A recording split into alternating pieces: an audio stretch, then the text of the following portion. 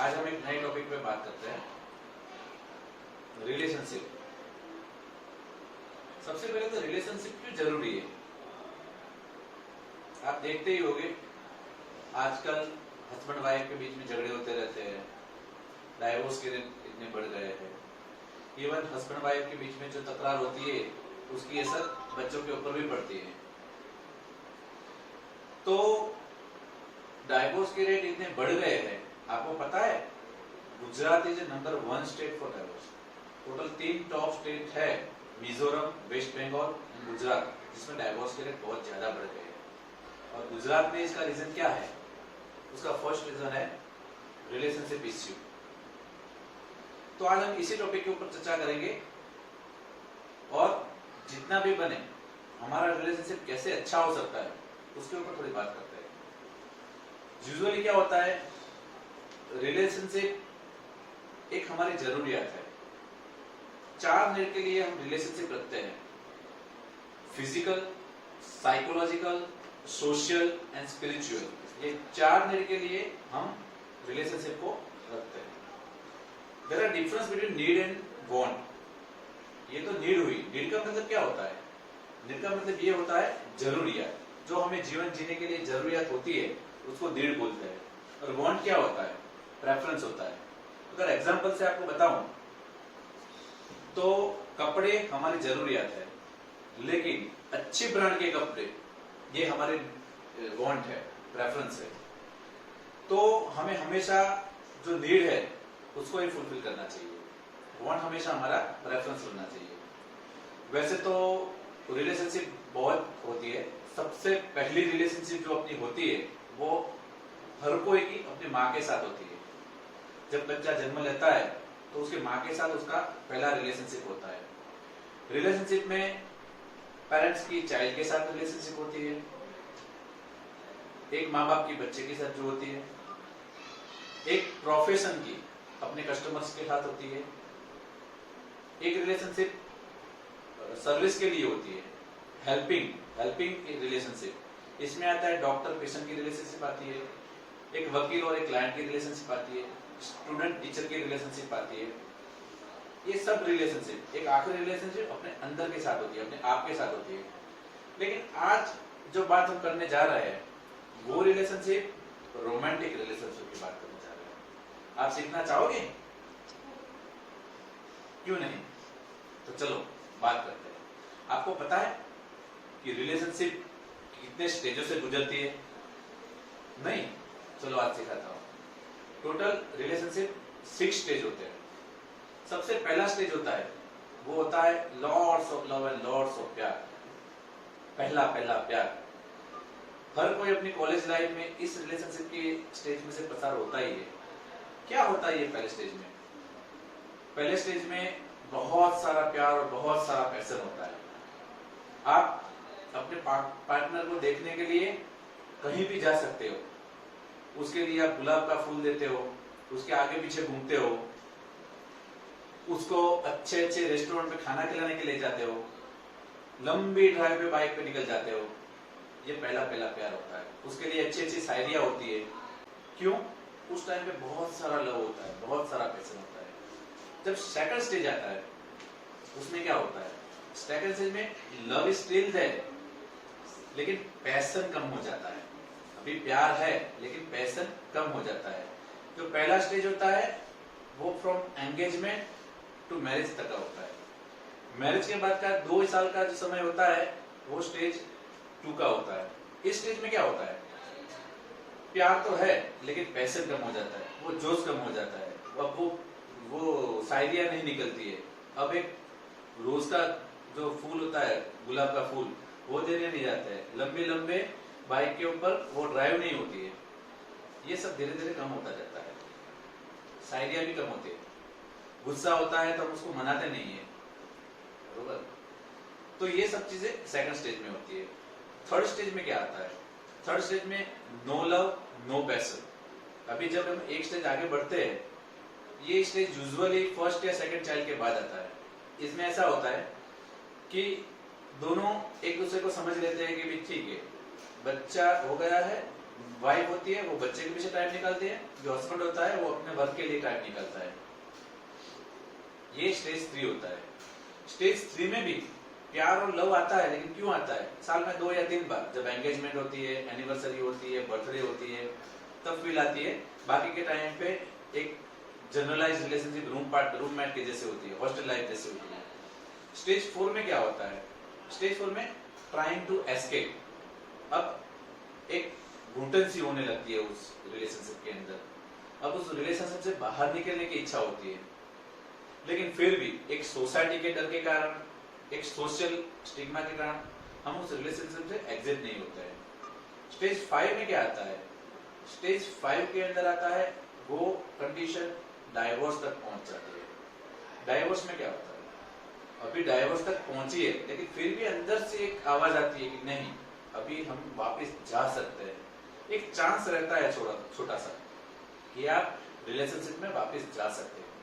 और stage 6, you never want to go again in that relationship, मतलब काम खत्म। अभी ये 1 नंबर से लेके 6 नंबर की जो स्टेजेस है, उसमें अच्छी बात ये है कि स्टेज नंबर 1 से लेके स्टेज नंबर 5 इंटरचेंजेबल है। आप कोई भी स्टेज में ऊपर नीचे हो सकते हो। यूजुअली नेचुरल फिनोमेना क्या है? आप हमेशा स्टेज 1 से स्टेज 5 तक जाते हो। हमेशा ट्राई करने का स्टेज 6 में ना जाओ। वो कहते हैं ना, falling in love is very easy but staying in love is difficult. प्यार में गिरना तो बहुत इजी है, सब लोग प्यार में गिर जाते हैं, लेकिन गिरने के बाद खड़ा होना थोड़ा डिफिकल्ट होता है। उसके लिए एनर्जी चाहिए, उसके लिए एफर्ट चाहिए। तो आज मैं आपको वही सिखाऊंगा कि आप ये एनर्जी और एफर्ट कैसे ला सकते हैं, बरोबर? तो जैसे कि मैंने बताया, आपको पता तो चल गया कि स्टेज के 6 स्टेज होते हैं। आप खुद सोचिए आप कौन से स्टेज में हैं? 1 2 3 4 5 6 में नहीं रहना है, बरोबर ना? तो अभी ये 5 स्टेज है। अगर आप ऐसा सोच रहे हो कि आपका स्टेज 3 है, 4 है, 5 है, तो चलो हम सीखते हैं इसको हम अपग्रेड स्टेज 1 और स्टेज 2 में कैसे लाएं। तो स्टेज 1 और स्टेज 2 में रहने के लिए सबसे पहले आपको क्या करना है? अगर आप हस्बैंड है तो what are the good quality of very good wife, वो एक लिस्ट में लिखिए। अगर आप वाइफ है तो what are the good qualities of husband, ये एक लिस्ट में लिखिए। आप दोनों साथ में रहिए और ये दोनों लिस्ट बनाइए। इसमें से थोड़ी बहुत सिमिलैरिटीज होगी और थोड़ी बहुत डिफरेंसेस आएंगे। This is not about the similarities and differences. How you deal with these similarities and differences, that will make your relationship. That will make the difference in your relationship. तो अगर आपको upgrade होना है तो आपको क्या करना पड़ेगा? Very simple. अभी आपने जो लिस्ट बनाया उसके अंदर जो डिफरेंसेस आए हैं उसको आप फुलफिल कर लीजिए, आपका स्टेज अपग्रेड हो जाएगा। Very easy. अभी आप बताएंगे लेकिन कैसे? तो चलो सीखते हैं कैसे। अभी इसके लिए ऐसा है कि there are 5 language of love. अगर आपको रिलेशनशिप अपग्रेड करनी है तो उसके लिए आपको प्यार चाहिए। प्यार की 5 लैंग्वेजेस है। सबसे पहली लैंग्वेज है कि वर्ड्स ऑफ एप्रिसिएशन, एफर्मेशंस। इसमें क्या होता है? शब्दों की रमत है। अगर हस्बैंड और वाइफ एक दूसरे के साथ कोई बात ही नहीं करेंगे तो कैसे रिलेशनशिप आगे बढ़ेगी? वर्ड ऑफ एप्रिसिएशन, एक बार बोल के तो देखिए आई लव यू, पता चलेगा उसका क्या असर होता है। अगर आपकी वाइफ स्माइल नहीं करेगी तो मेरे को मिलने आना वापस, मैं सिखा दूंगा क्यों नहीं कर रही थी, बरोबर? तो इसमें आप ऐसा नहीं है कि रिलेशनशिप सिर्फ वाइफ के साथ ही हो, आपकी और फ्रेंड की भी रिलेशनशिप हो सकती है। रिलेशनशिप हस्बैंड वाइफ के साथ मैंने बताया वैसे माँ और बेटे की हो सकती है, हमारे फ्रेंड की भी हो सकती है। वैसे वर्ड ऑफ एप्रिसिएशन, आप उसके काम की प्रशंसा कर सकते हैं, उसको एप्रिशिएट कर सकते हैं। प्रशंसा किसको नहीं पसंद है? प्रशंसा सबको पसंद है। वखाण तो भगवान ने पण वाला છે, કહેવાય છે ને ગુજરાતીમાં। एप्रिशिएट करना सीखो। अगर आप एप्रिशिएट करोगे तो डेफिनेटली आपकी रिलेशनशिप में पॉजिटिव एटीट्यूड डेफिनेटली आएगा। अभी मैंने जैसे बताया कि एप्रिशिएट करना सीखो, लेकिन वो मैनिपुलेटेड नहीं होना चाहिए। जैसे कि अगर आपकी वाइफ बलून जैसी है और आप उसको बताएंगे तो ड्रमस्टिक जैसे दिख रही है, गुजराती में कहेवाय ने સરગવાની સિંગ જેવી તમે એમ કહો તમારી વાઈફને તો સરગવાની સિંગ જેવી લાગે છે પણ હોય ઢોલ જેવી, તો શું થશે? એને ખબર पड़ी जैसे तुम एनी मस्करी करो છો। मतलब क्या हुआ? जो भी आप बोलते हो उसको प्रेम से ऐसे बोल, मारे ढोलम ढोल। तो है ना, मतलब तो उसका मतलब क्या हुआ?